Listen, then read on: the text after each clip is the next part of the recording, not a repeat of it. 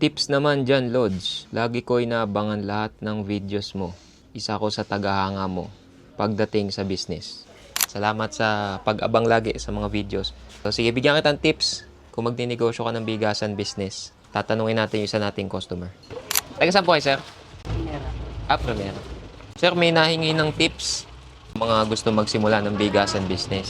Anong mabibigyan yung tips na natutunan niyo sa pagbibigas? Kasi si Mrs. yung nag-ano nito, hindi yun ako, nagtatrabaho kasi ako. Ako lang Si... yung nautusan pag Kayo po, ano pong na-observe niyo sa pagbibigas? hindi ka lang tutubo ng malaki. Oo, Yung tama-tama. tama lang.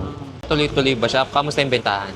Sa amin hindi makalakasan kasi maliit lang na Oo. sa loob ng bahay yan. Oo. Pero maganda rin at least makakatulong pa rin sa Umiikot yung puhunan eh. Umiikot yung savings ba? saving. May iba po kayong binibenta bukod dyan? Groceries na maliit. Oo. Ayos ah. Mas Sa bahay lang nakahatak kasi ito eh. sa bahay. Ang galing. At least walang rent ano. Oo, yun. Mabi- Paano, medyo mabagal maminsan. At least madadala sa ibang items. Oo. Ngayong crisis sir, napansin nyo, mas bumenta ba o medyo Hindi may na talaga. Okay. Pero, siyempre, wala nang makain yung tao. bibili? Kasi basic needs yan. No? Lakas nung ano nyo ha. Ano yan sir? Suzuki? Ilan ang kaya niyan? Siyempre, 25 yung kinakarga. 25 bags. Nakamolye ba yan? Nakamolye, no? Thank you, sir. Sipag ni sir eh.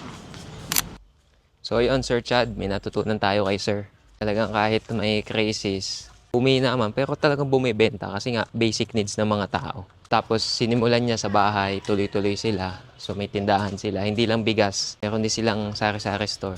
Ang maganda dito sa bigas daw, kasi nga, umiikot talaga siya. So, kahit may savings ka, lagay mo sa bigas, iikot to talaga. So, galing, galing.